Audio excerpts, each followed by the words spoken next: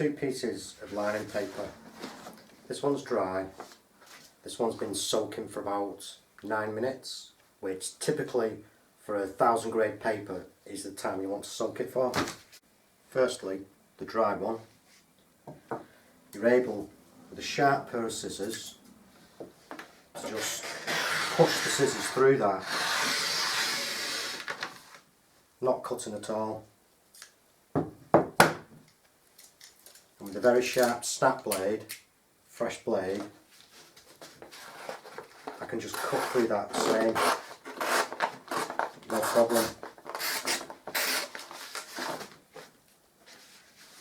The paper is able to resist any distortion, any stretching. So the one that's wet, as soon as it's wet, becomes a different thing altogether. So straight away, it's not wanting to cut, it's just going to tear with a sharp blade. It's wanting to tear more than cut, and it's not wanting to resist the deforming or the stretching. So, with the paper having no support, it's a lot harder to cut. So, with the blade, just by offering it support, i.e. it's able to cut the paper without any movement, then it'll cut through quite easy. The scissors do the job on their own. It will cut, it will hold the paper, and you're able to cut that neatly, no problem whatsoever. So, some papers are quite thin. They are literally printed onto something similar, maybe even thinner. Like I say, this is the 1000 grade. So some textured papers, the support in the paper is on the surface. They will handle a lot more cutting, a lot more moving around, but still these can tear when you're using blades, even scissors. I'll show you that reason now. Put that piece of lining paper on the board. Now, with this board, these edges against the wall and the architrave, totally square all the way down. So there's no dips or dinges, any deviations. If there are, then what support there is, as soon as you hit what technically would be a hollow area, it could cause the paper to stress and rip. If all these edges are neat, there's a lot less chance of that happening. Also, to help offer more support when you are cutting paper, to stop it wanting to pull and drag, because it's going to slip on the paste as well, then you can use one of these spatulas, which will offer support when you cut with your blade. Again, not all papers behave the same. Some very thin papers will tear underneath this as well. It's all about having everything square and plumb, neat and true. Again, if there's any hollows and deviations, it'll give you problems. So then you would turn to your scissors.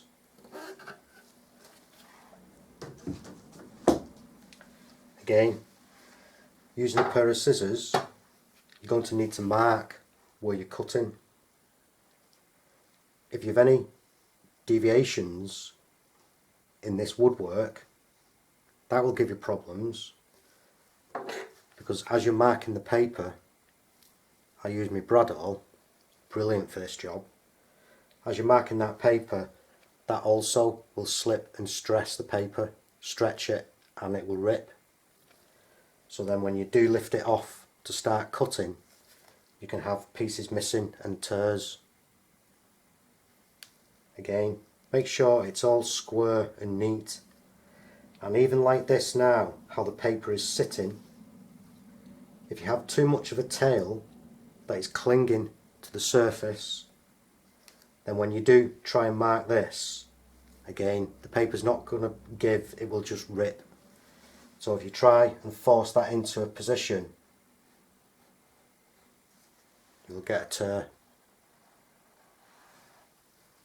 But above all else, to help prevent any tearing, is pay attention to the soaking time. So some papers you may only have 3 minutes soaking time. Some are literally paste it and put it on. So one length at a time.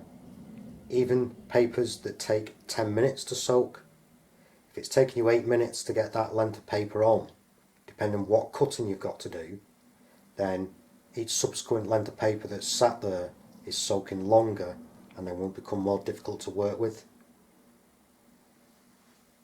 So always abide by the soaking times, and even time your first length that goes on.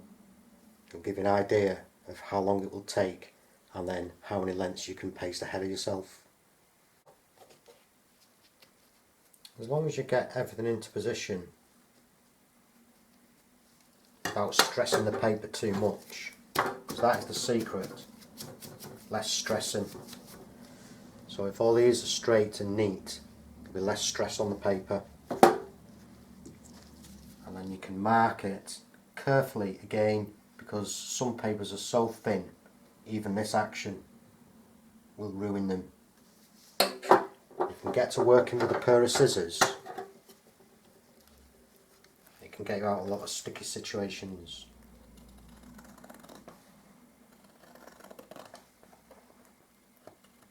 And make sure everything is always sharp.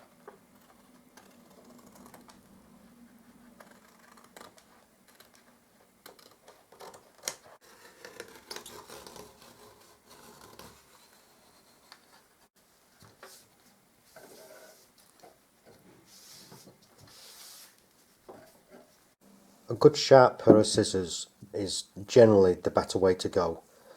So typically I have one for dry paper, cutting on the bench, and then I use this for the wet paper. Now, using blades, they can pucker the paper, they can start to pull at it, so they may tear it.